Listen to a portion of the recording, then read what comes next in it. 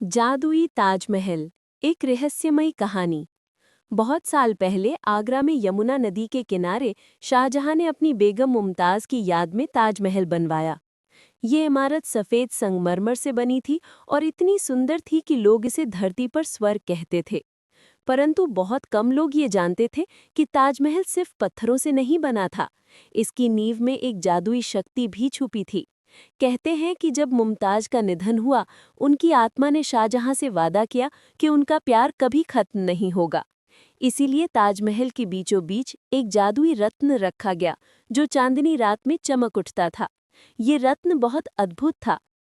अगर कोई स्वार्थी इंसान इसे छूता तो वो पत्थर बन जाता। अगर कोई नेक दिल इंसान इसे देखता तो उसकी सच्ची इच्छा पूरी हो जाती। गांव का गरीब लड़का आनंद। ताजमहल से दूर एक गांव में आनंद नाम का गरीब लड़का रहता था। उसके माता पिता किसान थे, लेकिन अकाल और सूखे के कारण गांव वाले अक्सर भूखे रहते। आनंद को ये सब देखकर बहुत दुख होता। वो चाहता था कि सबको अन्न और पानी मिले। एक दिन गांव में एक बूढ़ा साधु आया। उसने आनंद से कहा, बेटा, अगर तू सचमुच दूसरों का भला चाहता है तो ताजमहल के अंदर छुपा जादुई रत्न ही तेरी मदद करेगा। लेकिन याद रख, तेरे मन में लालच नहीं होना चाहिए। ताजमहल का रहस्यमयी दरवाजा। उस रात पूर्णिमा थी। आनंद अकेले ही ताजमहल की ओर निकल पड़ा।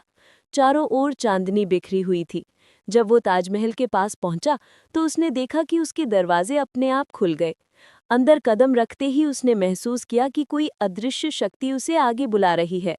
मार्ग में संगमरमर की दीवारें चमक उठी और फूलों की खुशबू फैल गई। बीच में एक कक्ष था, जहां सोने की जाली से ढका एक छोटा सा रत्न रखा था। जादुई रत्न की परीक्षा। रत्न चमक रहा था। उसी समय एक आवाज गूंजी, जो भी यहाँ आता है उसकी परीक्षा ली जाती है। तेरी सच्चाई और तेरे दिल का इरादा ही तेरे भाग्य का निर्णय करेगा।